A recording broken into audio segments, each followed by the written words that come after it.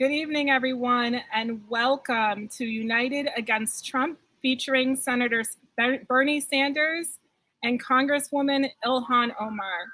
My name is Jennifer Epps Addison. I'm the president and co-executive director at the Center for Popular Democracy Action, and I am so excited to welcome all of you today to this critical conversation. I want to say welcome whether you are already firm in your belief about what needs to happen in order to get rid of Donald Trump in November, or whether you're still feeling conflicted about the moment we're in and whether we've set ourselves up to get ahead of this crisis. We are your people. If you believe that healthcare should be a right for everyone, if you believe that we must do something to stop the renters crisis, the housing crisis that is happening in our country, if you understand that $1,200 over 5 months is not enough for our families to survive, if you want to fundamentally transform how policing happens in this country, we want to welcome you to United Against Trump. We are so grateful for you taking the time to hear from us about how we all get to that progressive vision together. It's important for us to really understand that while there is a crisis, we are living through multiple crises, right? We're living through a pandemic. We're living through the crisis of state violence. We're living through a global climate crisis. We are living through multiple crises, and yet we are in the midst of massive opportunity, from the uprisings that have continued in the streets across this country to people bringing their hope for their aspirations for change to the ballot box. Regular people, healthcare workers, grocery store workers, auto workers, folks who have lost their job and are struggling, regular people are coming together to transform this country. And part of doing that, what we're here to talk about tonight, is defeating Donald Trump in November. Our coalition, United Against Trump, is a range of organizations and communities who are organized and are ready to build our electoral prowess. Our clarity of this moment and the need to defeat Donald Trump and the fascist, racist, authoritarian government that he runs is unwavering. And yet we understand that it is not sufficient for our people to have real freedom. We understand that we are not fighting to go back to the status quo. Our clarity around the need to defeat Trump is not an acquiescence to an agenda that doesn't have our people thriving. It is an acknowledgement that we will fight together in order to ensure that one of the greatest threats to this world is taken out of office in November. And then we will continue to fight after November and every day just as hard as we have under this administration until things like Medicare for all are a reality for everyone in this country. If you want to join us, if you are already clear in your mission, you can go to unitedagainsttrump.org. Again, that's unitedagainsttrump.org right now and tell us you're in. But our goal is, by the end of this conversation, after hearing from some of the most incredible activists and organizers across this country, that if you don't do that right now, if you don't go to unitedagainsttrump.org now, that you will do so at the end of this program, because you will be so moved to join this movement to get rid of this president. So with that, let's go ahead and get started and introduce our first speaker. Sarah, take us away. Hi everyone, my name is Sarah Castro. I'm a student organizer and leader with Student Action, and I am so excited to stand with Senator Sanders and movement organizations across the country united against Trump, because when I got involved in the fight for free college for all and against corporate power, Senator Sanders stood with me and people like me. As a kid growing up in Los Angeles, going to school in a working class community of color, we were told that education alone would guarantee our success and relieve us of the conditions that we were in. And I fully believed that, until my grandparents got sick and eventually died from cancer. The hospital bills and the insurance bills that kept rolling in hurt my family for years and shattered that hope. And I knew that as long as big money and corporations have as much power as they have in this country now, there will be no relief. So it meant a lot to me when I started getting involved in the fight against corporate power and racism as a first-year college student in Iowa, that Bernie was right there standing with young people. And he stood with us at our People and Planet First agenda at the Iowa People's Presidential Forum. So Student Action organized young people in Iowa to make sure that Bernie won the caucus. And in 2020, Student Action is organizing young people in every major college town to defeat Trump, because our futures are on the line. My generation has grown up in constant crisis. We were kids during the 2008 recession, the Iraq War, and the election of Donald Trump. And we are now living through a pandemic, another recession, the climate crisis, violent white supremacy, and a $1.7 trillion student debt crisis. Our entire lives have shown us that politics as usual don't work. And as a student organizer himself in Chicago and throughout his career, Senator Sanders has demonstrated that he values the power of young people.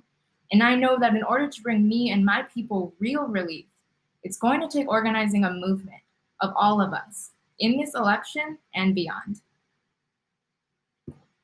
I think back now in 1981 when we won in Burlington, and I was thinking at that point, one small city could play a role in changing the value system perhaps of this country.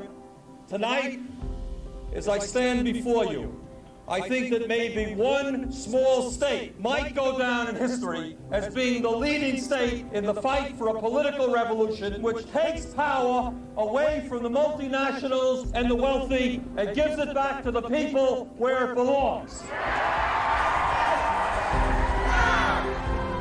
Justice!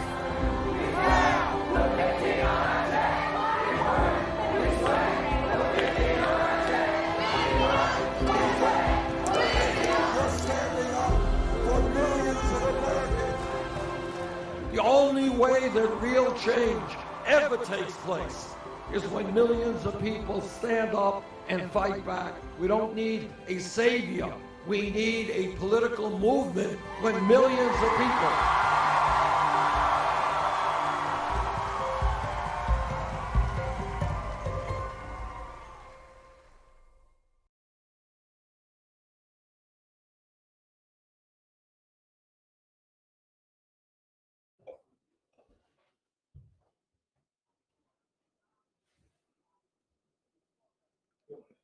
Am I on? Okay. Hello, everybody. Let me thank Jennifer and Sarah for their fantastic work that they have been doing and for their remarks tonight, and thank all of you for what you are doing and for your help during the primary. Many of you endorsed our campaign, and that gives me a great sense of pride. And the reason for that is that, as you have heard me say many, many times, and what I believe from the bottom of my heart, real change never takes place from the top on down.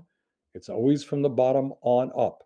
And we are the grassroots of America. And we are and will continue to organize working people, Black and white and Latino, Native American, Asian American. We will organize all across this country and continue to build the movement that is now really moving very aggressively forward. And let me just talk a little bit about how much we have accomplished together just in the last 4 years. 4 years ago, we were told that it was a radical idea to guarantee health care as a human right through a Medicare for all single-payer system. Nobody was talking about that. Today, a majority of Americans support that concept, that you cannot lose your health insurance because you lose your job. 4 years ago, we were told that it was a radical idea that we should make public colleges and universities tuition-free. Well, all over the country today, we're seeing community colleges becoming tuition-free. Some states are actually making public colleges and universities tuition-free, making huge progress in that area. 4 years ago, we were told that raising the federal minimum wage to $15 an hour, more than doubling the current minimum wage, that's a crazy, crazy idea. Well, all over America, people said that if you work 40 hours a week, you should not be living in poverty. Massive support for $15 an hour. 7 states have already done it. U.S. House of Representatives have done that as well. 4 years ago, it was considered to be a radical and crazy idea to not only legalize marijuana and expunge the criminal records of those with marijuana convictions. That was considered to be a very, very radical idea. And yet now all across the country, once again, people are saying, of course we have to legalize marijuana. Of course we understand that the African American and Latino community are disproportionately hit by this awful criminal justice system we have. Yes, let's legalize marijuana. 4 years ago, it was considered off the charts. Nobody was talking about holding police officers criminally responsible when they commit murder. Well, that is not such a radical idea. 4 years ago, bringing about real immigration reform was considered pretty radical, not anymore. So the first point that I want to make is that because of what you and all of us have done at the grassroots level, standing up for working people, prepared to take on the political establishment, take on the economic establishment, fight for justice, whether it's economic, social, racial, environmental justice, we are winning the ideological struggle. And don't forget that for a second. Some people will try to tell you that's not the case. It certainly is the case. And most significantly, the younger generation, which in my view is the most progressive younger generation in history, is strongly supportive of what we are trying to do. Second of all, we are seeing a revolution in the type of people who are stepping up to run for office and represent their communities. Together, our movement is producing the next generation of leaders in our country. And I want you all to think about it. Think about it. We have people like Ilhan Omar, who just won a landslide victory. Rashida Tlaib, landslide victory. Alexandria Ocasio-Cortez, landslide victory against establishment candidates where an enormous amount of money was spent trying to defeat them. We elected Jamal Bowman. We elected Cori Bush. We elected Montea Jones. This is no small thing. We have taken on the establishment politically, elected some of the most progressive members to the United States Congress, got a couple of more seats out there where I think we have a shot to win. But it's not only congressional races, in legislatures all across the country, in New York State, in Pennsylvania, other states, big changes taking place in the legislature because progressives are winning.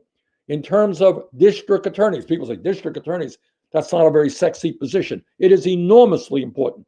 If you're concerned about criminal justice, we're winning seats all over the country with district attorneys who are saying, you know what, my job as a district attorney is not simply to throw more people in jail. It's to understand the causation of crime. In fact, to lower the number of people who are in jail.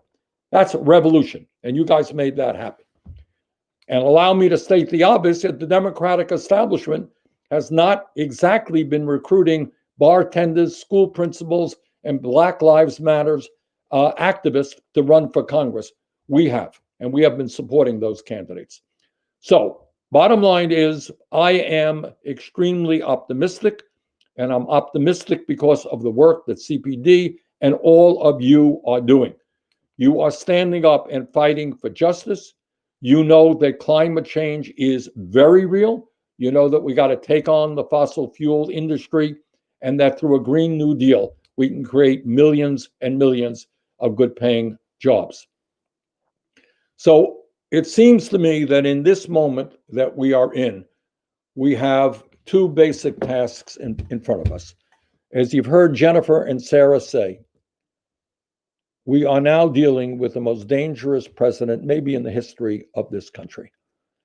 And this is a president who is not only a pathological liar, he not only rejects science, whether it's climate change or the pandemic, attacks doctors and scientists. This is a president who is trying to undermine American democracy. Quite unbelievable, but true. And on top of that, he is a racist and a sexist and a homophobe and a xenophobe and a religious bigot. So you have no choice. We have no choice, because many of the victories that we have won will be in real jeopardy if this guy is reelected. So our job in the next 80 or so days is to do everything that we can to defeat Trump and elect Joe Biden. Do we have differences with Joe Biden? Believe you me, of course we do. And our job is, the day after Biden is elected, is to mobilize our people in the fight for a progressive agenda. And let me tell you something as a United States Senator. And that is, if we can elect Biden, if we can turn the US Senate Democratic, and there is a reasonable chance that we can do that, if we can retain Democratic control in the House, and there's a very strong chance that that will occur. If we can do that, there is a path open for us to really bring about transformative change in this country. Because these people, Democratic leaders, are going to have to listen. We are going to be in the room with them. And we can then move forward aggressively on all of the issues we care about. A corrupt political system, a rigged economy, raising the minimum wage to a living wage, making public colleges and universities tuition free, aggressive action against climate change through a Green New Deal, real criminal justice reform, real immigration reform, real gun safety legislation, protecting women's rights. We will have the power to make real change because we're going to be in the door. We're going to have a lot of strong support in Congress. And because of the work that all you guys are doing, we're going to have grassroots people saying, you know what, you made promises, and now you're going to carry out those promises. So my request to all of you is to do everything that you can in the next 80 or so days to make sure that Trump is defeated, that Biden and Kamala Harris are elected, that we elect Democrats to the Senate, to the House, to district attorney's office, to the state legislature. But the main point that I want to make is what Jennifer and Sarah also made, is that our job is not finished on election day. Day after election, we mobilize and we do everything in our power to finally create a government and an economy and an energy system that works for everybody, not just a handful of billionaires. And real change is not going to be easy. It surely is not, no matter who's in the House, who's in the Senate. We're taking on the most powerful people in the world, whose religion is greed, who want more and more billions, who could care less about kids who are hungry in America today. But we can do it. We can do it. So let's get going. Let's defeat Trump. Let's elect Biden. Let's elect some great candidates around the country.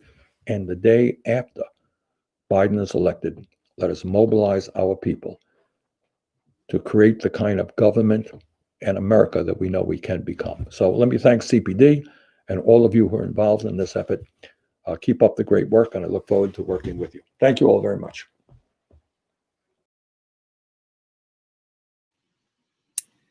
Thank you so much, Senator Sanders. Tonight's sponsoring organizations, People's Action, Our Revolution, Mijente, United We Dream, Black Voters Matter, Sunrise Movement, RootsAction, Seed the Vote, Generation Rising, and of course, the Working Families Party share in this vision, share in a vision where all of us have what we need. But sometimes that's not enough because this moment ain't easy for us. Us progressives, this is not an easy moment. And I want to acknowledge that for everyone. And when I feel stuck about the task at hand and what is needed, I have a political leader that I look to in Maurice Mitchell, the director of the Working Families Party. And so Maurice, I just want to ask you, for those of us who feel conflicted, who feel stuck, who are trying to get where we need to be emotionally to lean into this moment the way our country needs, can you share with us how we get there? Sure, and thank you so much, Jen. You know, last week, the Working Families Party endorsed Joe Biden and Kamala Harris, and we announced it jointly with our friends at the Center for Popular Democracy Action. And I think it begs to ask why. You know, we endorse because we can't build the country we deserve unless we beat Donald Trump. Every day, Trump underscores the urgency of our mission. Thousands are dead because of his inaction on COVID-19, and millions more face joblessness and eviction. He's caged children and invaded cities, and he's already trying to preemptively disqualify the results of a lawful election. So we're going all out.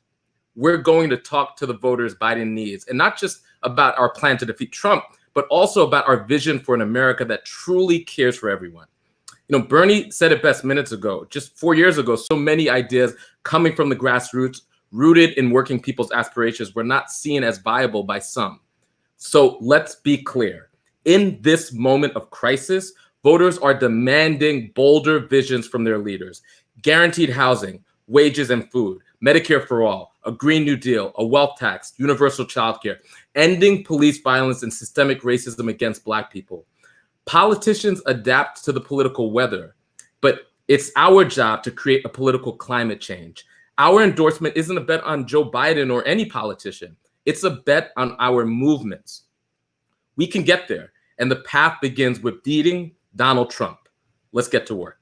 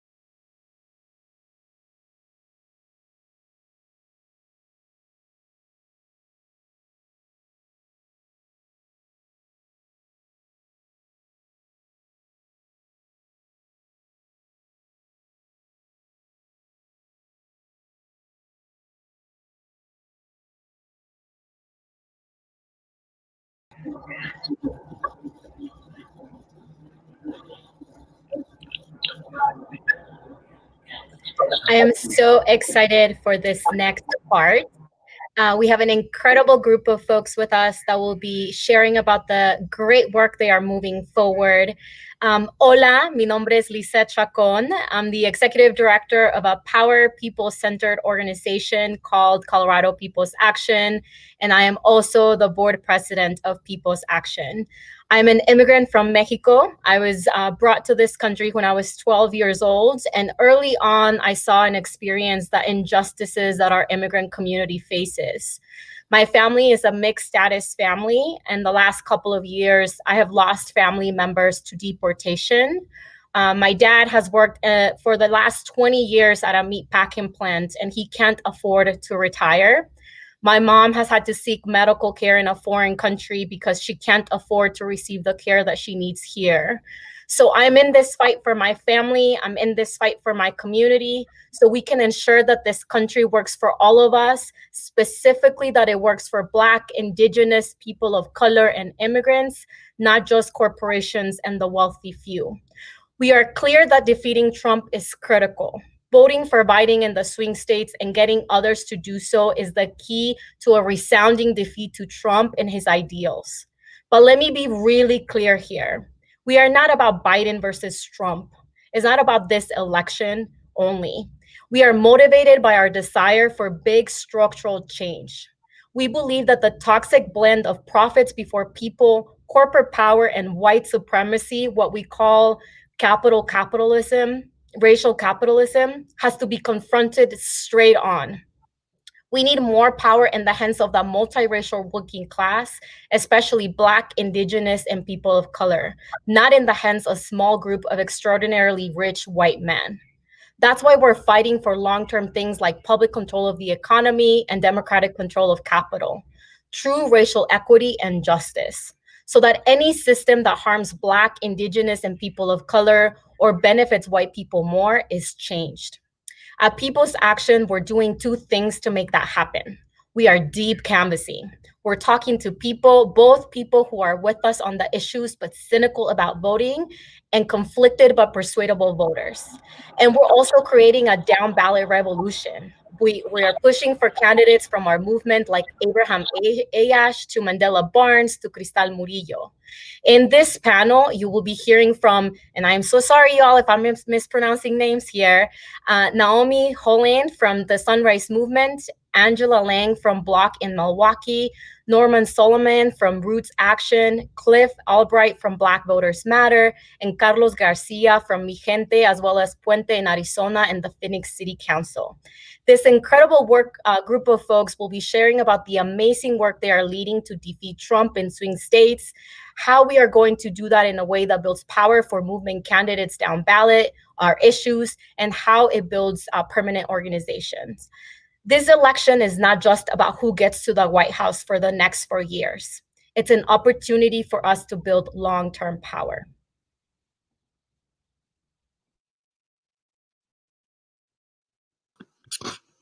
Hi, everyone. My name is Naomi Hollard, and I'm an organizer at Sunrise Movement.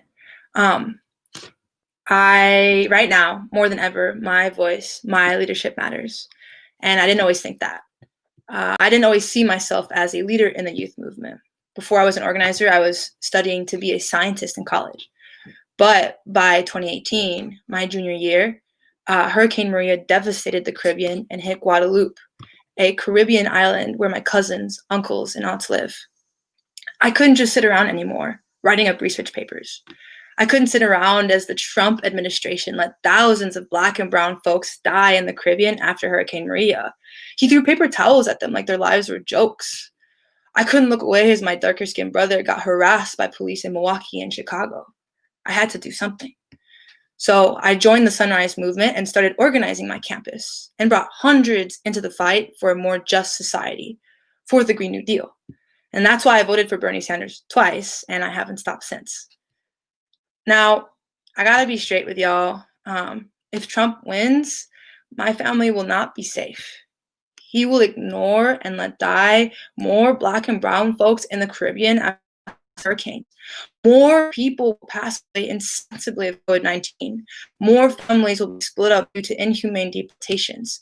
federal agents will continue to unconstitutionally abduct and lock up protesters and political prisoners. We cannot let him win.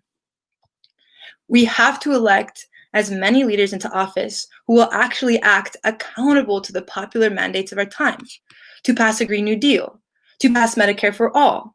In order for our movements to have a fighting chance, we need a foot in the door. We will need a Biden administration to start our hard work ahead. And I know deeply that Biden won't hand Black and collective liberation on a platter. I really, really, really do know this, y'all. But the reality is, big change comes with strong movements, not perfect presidential candidates. I mean, some of our nation's biggest victories from the past century have come during the presidencies of moderate Democrats. The Civil Rights Act, which legislated justice for millions of Black lives across the nation, was signed into law by Lyndon B. Johnson. The New Deal legislation, which gave many, but not all, Americans Social Security and pensions, was signed by a moderate who did not believe in big government spending, FDR. These politicians faced great pressure because youth activists of the time made their demands too loud to be ignored. They were on the streets, they were organized, they were dignified, and they were loud. Does that sound familiar to y'all? I mean, that's why Sunrise Movement, a youth movement to stop the climate crisis and create good jobs, a movement for the Green New Deal, is preparing not just for the election, but for the mobilizations that will happen after. We are prepared for the fight that youth movements from across the nation will lead. Kids will take to the streets, sit in our politicians' offices, keep them up at night. We'll bring our parents and grandparents and uncles and aunts out with us and demand at the top of our lungs the future and present that we deserve. We will organize our schools, our colleges, our churches, and our communities and demand the Green New Deal, Medicare for all, economic justice, and our vision for the future. We are wide awake. We are uniting behind a dawn more powerful than Trump's darkness. A future where we are healthy and can get a good education no matter the zip code, where my family can always get clean drinking water, food, and help rebuilding after hurricanes, where my brother feels safe from police violence walking the streets at night, where we end the climate crisis. We are uniting to make this vision the law of the land, because to choose otherwise is to choose a future ruled by riot suits and baton. It is to leave behind the people and places that we love. So y'all, this fight is bigger than Biden. We're going to build power inside and outside of the Democratic Party leading up to the election and far beyond. We'll let lobbyists' phone call go to voicemail. We'll demand that our politicians walk our blocks, listening carefully to our elders and our youngest. We will transform our country and our world to ensure that our present and future is dignified for us all.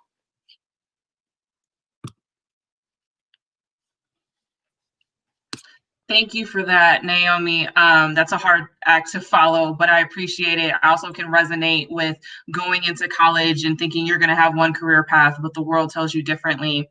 So my name is Angela Lang. I am the founder and current executive director of Black Leaders Organizing for Communities. Black launched in November of 2017 as a response to the 2016 election. On one hand, we were devastated, just like everyone else, but we were also incredibly offended that we were blamed for the outcome. Our community was one of the least engaged and most disenfranchised, yet we were to blame, not the people that voted for a white supremacist misogynist. In 2016, Wisconsin went red for the first time since Ronald Reagan. Trump won Wisconsin by 22,748 votes. I should get that number tattooed because I've said it so often. Less than 1 percentage point, 0.7%. In 2018, we defeated former Governor Walker by roughly 1 percentage point. The whole night was an up and down roller coaster, but the final count of the Milwaukee absentee ballots was really what pushed Evers over to victory. Milwaukee is going through it right now, the same way a lot of other cities are. 83 nights of protests, increased tension and corruption with our police department and our fire and police commission. We're also just starting our city budget process for the year, where we continue our divestment work that we started in coalition with groups last year. Nearly 50% of our city budget goes to the police department, while, for example, our health department is funded at roughly 2 to 3%, which houses the Office of Violence Prevention. We feel that is a bit lopsided. We all know that 2020 has been a challenging year. I joke around with friends that every new challenge has been thrown at us feels like another level of Jumanji. But all jokes aside, people are in cages, whether at the border or in our local prisons. Native and Indigenous women are murdered and missing. Black trans women are being killed at an alarming rate. These are all things that we know. White supremacy, transphobia, misogyny, xenophobia, they're all on the ballot in November. We've all read the articles of the importance of communities of color in this election. We've also seen the articles about how important Wisconsin is. Black has been working almost 3 years for this moment. We've developed leaders, shifted power in how candidates interact with our community. We really embody the phrase, you want our vote, come get our vote. Don't have your first time talking to us be a few weeks before the election. We make sure candidates that meet with us talk to everyone, not just the folks who can give them money and vote for them.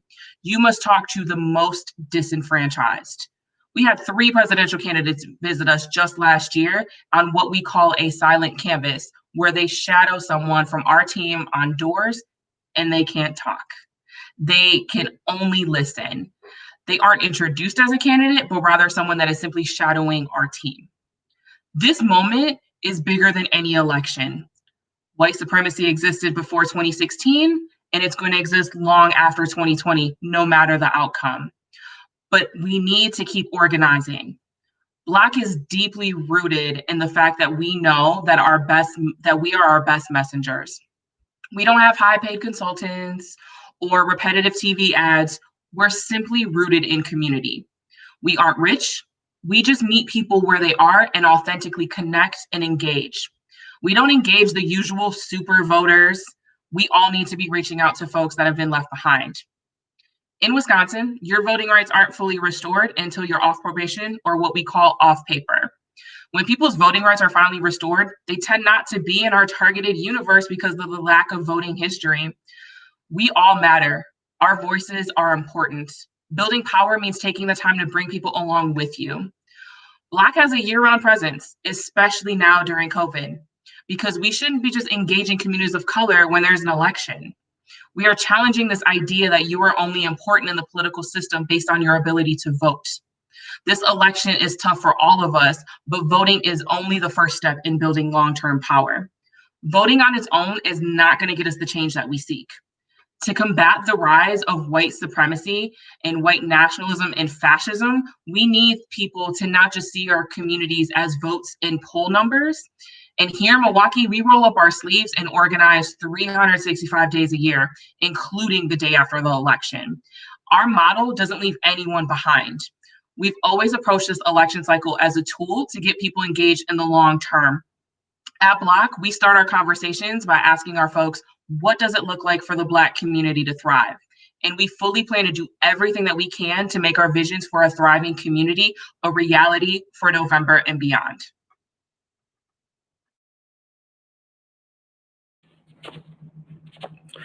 In 1964, at this same event, Fannie Lou Hamer explained to us the voter suppression that Black voters in Mississippi were facing. And in doing so, she asked the question, is this America?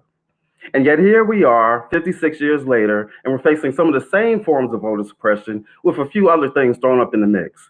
We're looking at closing of polling places. We're looking at millions of voters being purged from lists.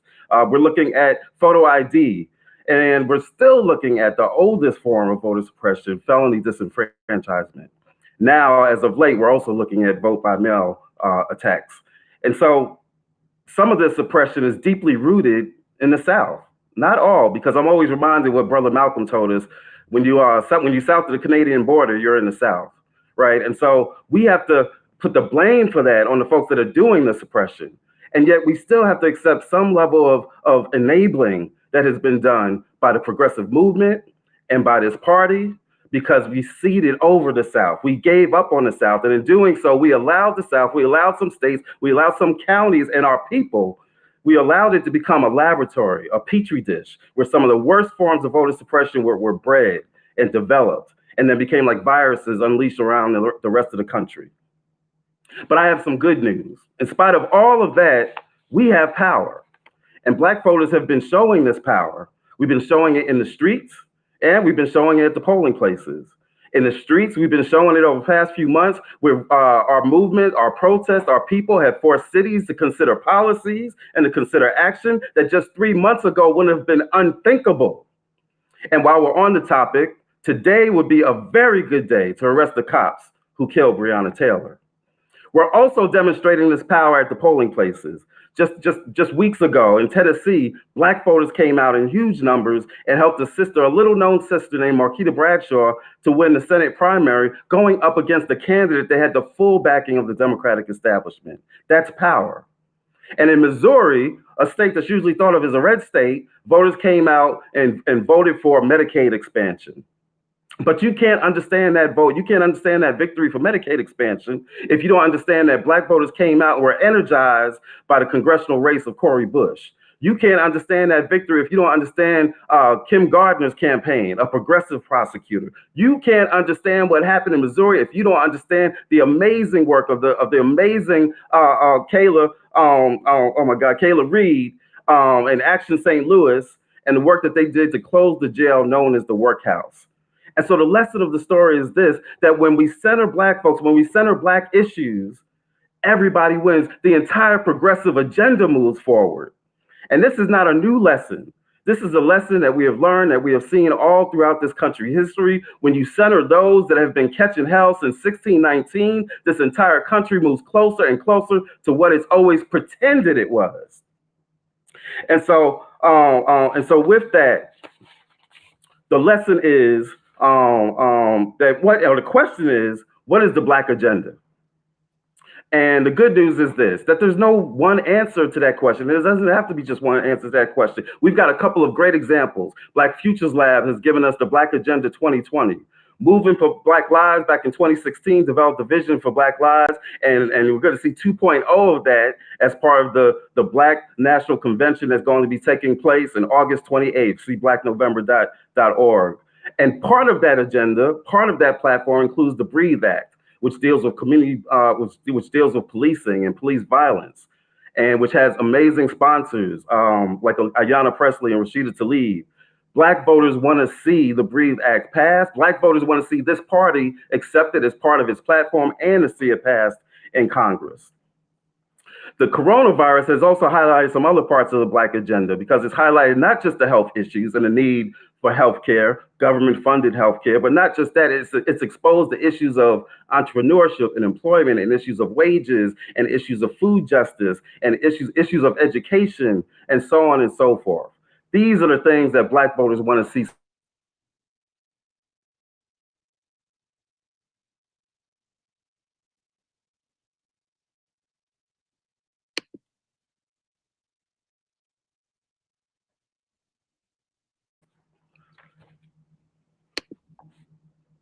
Not just in the policies that they're demanding, but also they're democratic in terms of the way that these policies have been created. They've been created by a process, a community process that has come from the community. And that's what democracy looks like. And so what we're challenging Joe Biden on is for him and the party to be different, to be better, not just in the policies that they're fighting for in regards to racial justice, but even in the ways that they engage with our community. And because what we're trying to defeat isn't just Trump, we're trying to defeat Trumpism, and not just in this election, but beyond November, right? We're not just trying to defeat white supremacy in the White House, we're trying to defeat white supremacy up and down the ballot and in every segment of society. That's what we're trying to do. And this is what I know. At the end of the day, we are going to win this battle, because I know that when we work together, we win. And that's what our history shows us. And we've come too far. We fought too much to lose to the likes of Donald Trump. We stand on some mighty shoulders. We stand on shoulders from Frederick and Harriet to Queen Mother and Marcus Garvey to Stokely and John Lewis and Ella Baker, who told us that we who believe in freedom cannot rest until it comes. And so for the next 76 days, we may not get enough rest. But this is, I know, at the end of the day, everybody's going to know that Black voters matter. 365. Can't stop, won't stop.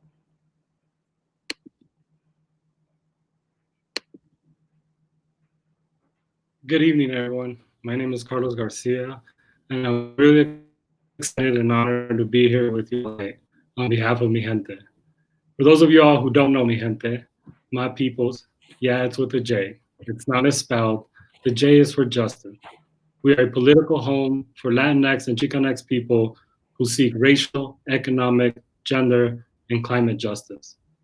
I'm joining you today from Acamil Otam, Hohokam, and Otam land, known as Phoenix, Arizona. I'm speaking from the place where in 2016, we won the 10-year battle against Sheriff Arpaio's white supremacy, only to have that same evil nationalized in the form of the Trump presidency. But it is those fights that have made Arizona one of the most fierce and resilient communities. The state of Arizona is in play not because of chance. Let me say that again, not because of chance. It's because of the struggle and hard work of many. We have learned that winning and surviving means taking risk and not holding back, by punching up and not compromising our values. It takes a single undocumented mother raising her son in one of the most anti-immigrant states of our country, like my own mother. It's having people whose families have been deported by elected officials knocking on doors to vote those politicians out. It means young people protesting to get police out of their schools for years and finally succeeding. Those on the right hold back no punches when they're spewing hate and turning it into policy. Those in the center are comfortable. They wish to maintain the status quo. But if we have learned anything from 2020, this pandemic, and Trump, it is that remaining in the center or on the sidelines is not an option. People's lives have been and continue to be at stake. And with Trump in office, it can get worse.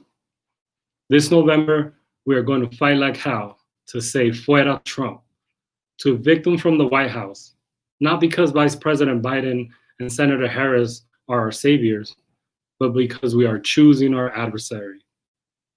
It's been clear from the beginning that there will be disagreements with the Biden and Harris team. We can't and won't shy away from that.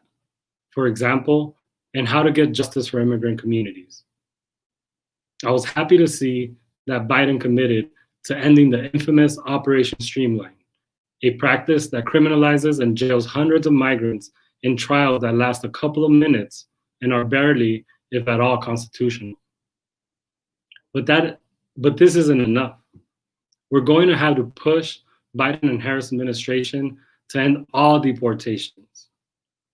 But I'd much rather design and execute beautiful campaigns like the Not One More campaign in the past, and struggle to try and tap into the Jamaican and Desi soul of Kamala than to continue and allow our communities to be torn apart by re-electing the bigots in the White House now. Moving forward, whether it's with Mijente, the Working Families Party, and all the amazing organizations joining us tonight, or for myself in the Phoenix City Council, giving up is not an option. The arc will bend towards justice, but we can't afford to let it happen on a timetable that's comfortable for those not impacted. We need to fight and stand with our truth and continue to be ready to grind. Before I end, I want to shout out those running for local office. It's not easy. It's sometimes lonely, it's depressing, but I've personally chosen a political path not as a simple career change, but as a movement strategy to show that we in elected office can run unapologetic campaigns, win righteous policy, and inspire others to do the same. There are candidates running these types of campaigns everywhere.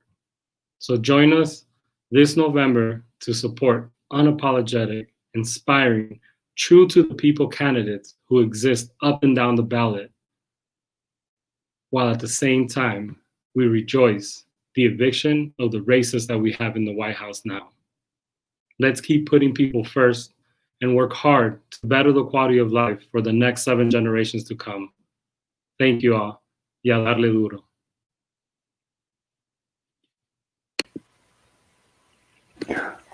I love what Carlos just said about us being in a position to have to choose our adversaries. That's what this presidential election is like at this stage. And I want to say that here at RootsAction.org, we've been very lucky to work together with Our Revolution and Progressive Democrats of America sponsoring the Bernie Delegates Network. And we've been amplifying the voices of hundreds and hundreds of Bernie delegates in recent weeks. And among them is the Nevada delegation, which instituted a wonderful national campaign to say that unless the platform includes Medicare for all, the appropriate step on the voting by delegates is to vote no. And more than 850 delegates at this point have signed a pledge and presumably went ahead and voted no on the platform because it lacks Medicare for all. And a special shout out of appreciation to Congressman Ro Khanna, who very early on declared that he too, despite pressure, would vote no on the platform because it fails to include Medicare for all, which we know is the way to institute Medicare for all, but also in reality, healthcare is a human right instead of just as rhetoric. Now, RootsAction.org has launched VoteTrumpOut.org, a campaign that is completely focused on the swing states, communicating with progressives. And frankly, many of them are telling us that they don't know if they want to vote for Joe Biden. But we're telling progressives in swing states that at RootsAction, we also have a lot of basic criticisms of Joe Biden's record. But it's essential. It is absolutely essential to vote Trump out.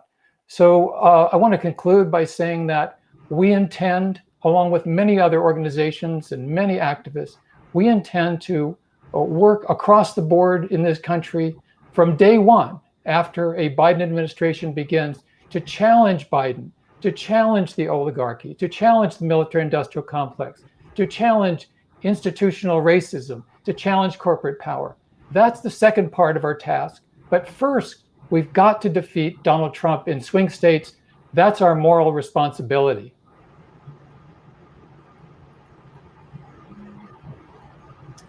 Thank you all so much for sharing with us today. Muchísimas gracias.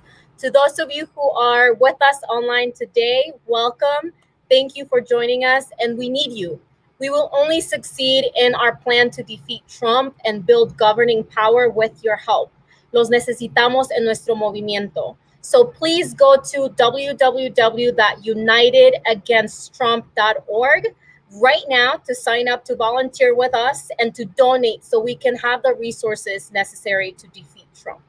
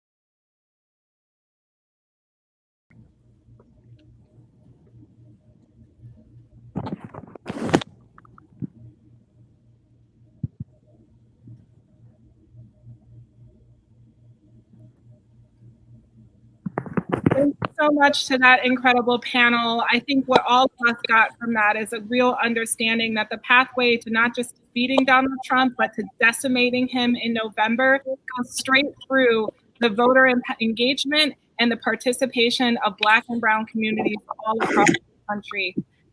You know, I want to share just something really quickly as I get ready to introduce our next panel, which is this.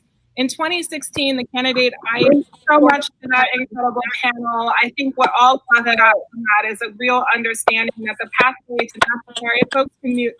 The candidate that I supported in the primary did not win. And so I voted for that candidate in the general election, but I didn't do what I've done in every other election. I didn't make hundreds of calls, knock hundreds of doors, work everything I had to win.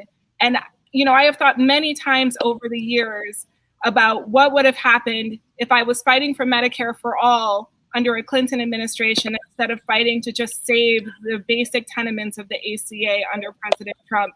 If we were fighting for real transformation of our immigration system into a humanitarian system instead of fighting to simply just keep children with their families at the border.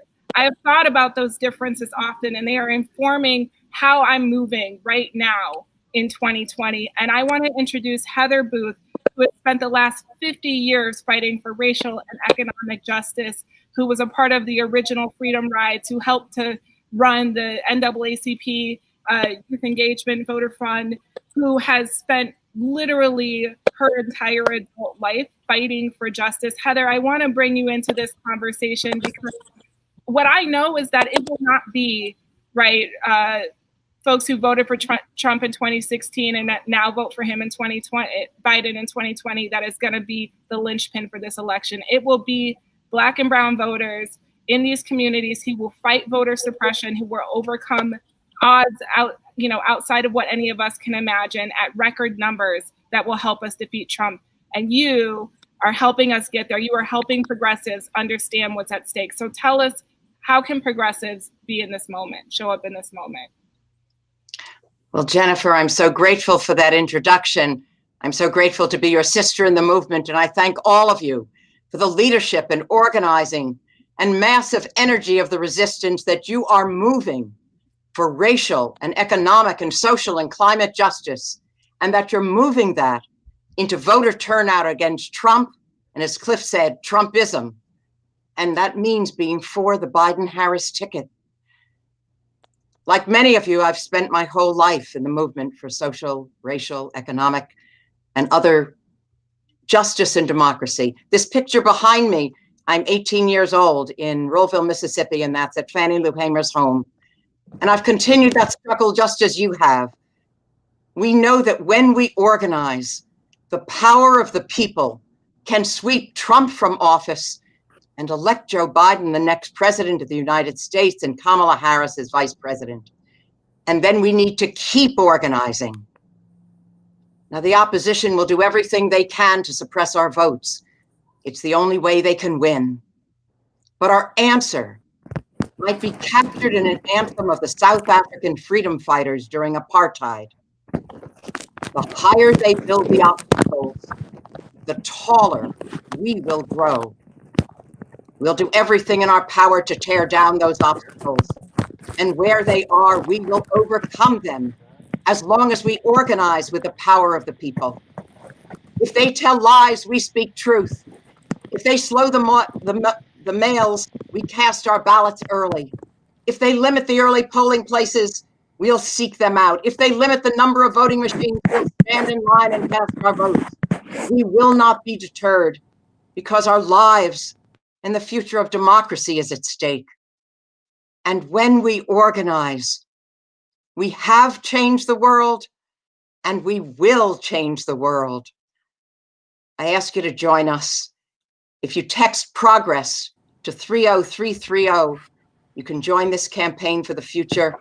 I'm so glad to be your partner in this struggle for a more just and democratic world.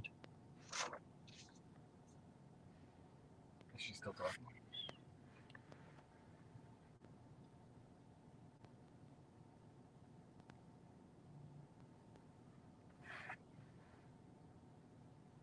Izzy's got the same issue.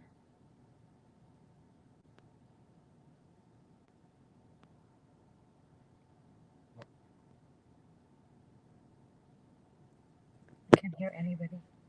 Izzy said he couldn't, now he can. Hi, everyone. My apologies. My name is Andrea Naya, and I am a member of United We Dream Team. I'm undocumented, unafraid, and here to stay. I migrated to the U.S. from El Salvador at the age of 5. My mother and I settled in Maryland with my family. When Trump first announced he would end up back in 2017, I was only 1 month away from turning the age of eligibility. 1 month from being protected from deportation. In June, I had another chance when the Supreme Court ruled against Trump. I was excited about the possibility of getting DACA and to be able to start college with peace of mind. But Trump went after DACA again with the new memo that undermines the Supreme Court decision and keeps me without deportation protection. For immigrants like me, this election is the fight of our lives. We cannot have another 4 years of Trump's hateful, racist immigration agenda. We're fighting for a future where all immigrants can live healthy and fulfilling lives, where no one has to fear deportation, detention, family separation, or dying in a cage. Now, I'm proud to introduce our last speaker. I want to congratulate Congresswoman Omar on her decisive victory in her first re-election campaign. Congresswoman Omar has been a steadfast progressive champion for immigrants in her time in Congress. She has worked side by side with the immigrant youth to fight back against the racist attacks from the Trump administration, calling for protection for undocumented people and calling to defund ICE and CBP. United We Dream Action is proud to have endorsed Congresswoman Omar and is excited about her continued commitment to our Free to Stay, Free to Move platform. All the progressive organizations on this call will continue to organize and mobilize voters to send pro-immigrant champions like Congresswoman Omar back to Congress. We're going to mobilize voters to defeat Trump so that we can deliver a better future for every single person in this country. Now let's welcome the Congresswoman from the 5th District of Minnesota, Ilhan Omar. Hey everyone, thank you so much for having me. This is Congresswoman Ilhan Omar. I'm really excited to have the opportunity to join you from Minnesota's 5th Congressional District, where it is home to organizers, fighters, pace setters, trailblazers, people who know not only how to mobilize and elect history makers, but people who know how to really fight back and organize for policies that make our lives better. When $10 million poured into our district from Trump donors in my primary election, which I understood it to be Trump making his promise of sending me back a reality, our district said, no, this is not going to happen. And our immigrants, first-time voters, working class people mobilized and hit the pavement, organized to make sure that we made history again by having one of the highest turnouts that our state has seen in a primary election in 50 years. Because here in the 5th, we understand what organizers across the country understand. That is, not only do we mobilize to protect those that are fighting for the policies that will make our lives better, but we also mobilize around issues so that we can have them be implemented. Minnesota is home to the base of labor. It's home to the mobilization of Black Lives Matter. It's home to people who recognize what it means to fight for a $15 minimum wage, to push back against policies when it comes to immigration.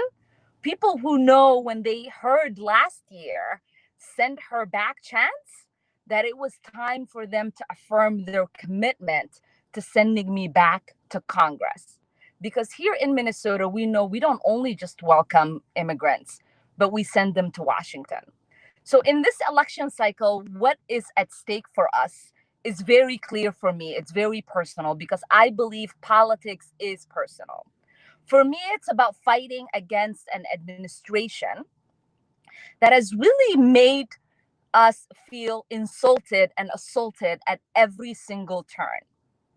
It's about undoing a stain to our country from a president that really doesn't respect our Constitution, doesn't respect the people in this country, and doesn't respect the office of the White House.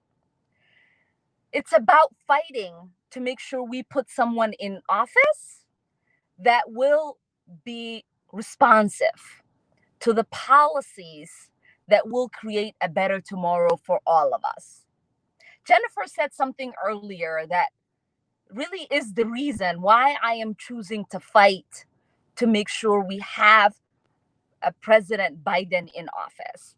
That is because in the last 3.5 years, we had the choice of whether we would get a president we could push to get Medicare for all, housing for all, a Green New Deal, a just immigration, or having a president where we are every single day faced with the reality of protecting the things that are fundamentally important to us and the expansion of just the basics.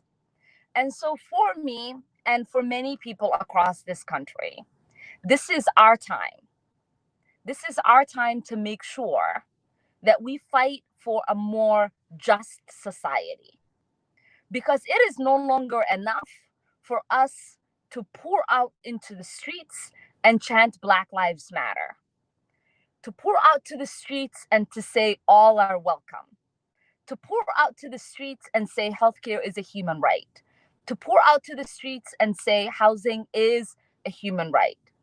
This is the time for us to make sure those cries in the streets are translated into legislation, and that we get people into the White House who we can push to recognize that a Green New Deal is a racial equity policy, that healthcare for all is a racial equity policy, that housing for all is racial equity policy, and just immigration is a racial equity policy. And so I am inviting my fellow organizers, my fellow activists, my fellow agitators to hit the pavement, to organize your neighbors, your family, your community, because this election cycle will dictate the kind of policies we can have in the next 4 years. And I am ready. I am ready not only to throw down in Congress, but to have a partner in the White House who we get the opportunity to push and not just defend the things that matter to us. So thank you all for energizing us. Thank you all for speaking with so much passion about the things that are at stake. Thank you all for the recognition that this 2020 election needs to be fundamentally different than the 2016 election. The difference is going to be with us making phone calls, texting our friends and family, knocking on doors safely, of course, and having the biggest turnouts in every single district, just like we did here in the 5th in our primary election. Because we do get the opportunity not to only have progressive champions in the House, but to win back the Senate and have President Biden and Vice President Harris, so that we can continue to mobilize ourselves to make sure a progressive agenda is more realistic and one that we can envision. So again, thank you all for everything that you have done to make sure we were successful, and everything that you will do to make sure that our country is successful, and that not only do we beat Trump, but we position ourselves in having one of the most successful presidential cycles for the progressive wing of the Democratic Party.